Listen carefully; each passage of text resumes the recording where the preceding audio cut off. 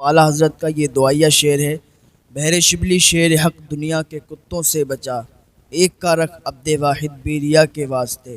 ہو سکتا ہے آپ نے سنا ہو.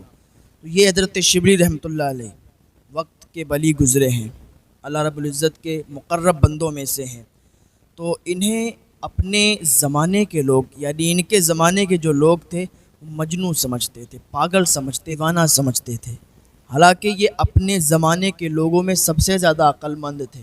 لیکن لوگوں کا کیا، کسی کو کچھ کہنے لگیں، کسی کو کچھ سمجھنے لگیں. لوگوں کو آپ سمجھ نہیں سکتے، دنیا کو آپ سمجھ نہیں سکتے. دنیا تو بس ایک دھوکہ ہے. تو یہ اپنے زمانے کے ولی گزرے ہیں.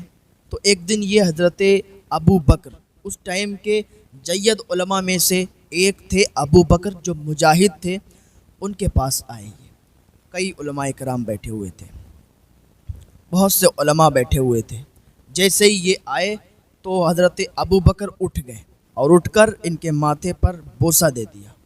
اب جتنے لوگ وہاں پر بیٹھے تھے انہوں نے سوال کر دیا: حضرت آپ کیوں اٹھ گئے؟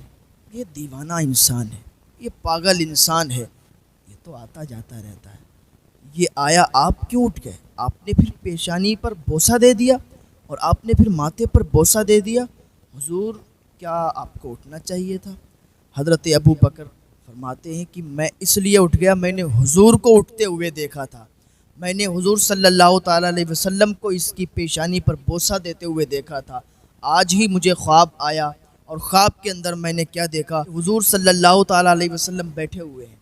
اور جب یہ شبلی آیا تو حضور صلی اللہ تعالیٰ علیہ وسلم کھڑے ہو گئے اور اس کی پیشانی کو بوسہ دیا اور اپنے پاس بٹھا لیا.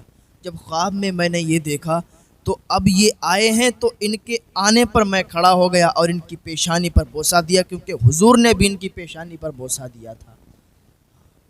یہ اللہ والے ہوتے ہیں. اللہ والوں کو اللہ والے ہی پہچان پاتے ہیں.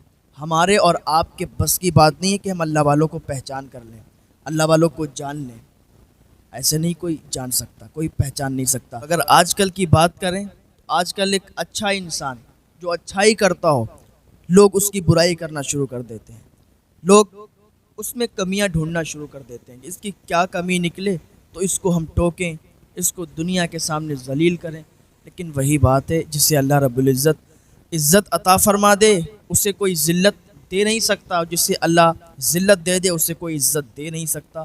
قرآن شریف میں ہے: وَتُعِزُّ مَن تَشَاءُ وَتُذِلُّ مَن تَشَاءُ. وہی ہے کہ آپ کسی کے بارے میں غلط نہ سوچیں.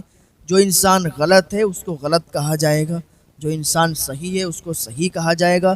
لیکن جس میں آپ کی تحقیق نہیں ہے اس میں آپ چپ رہیں، آپ کو بولنے کی ضرورت نہیں ہے.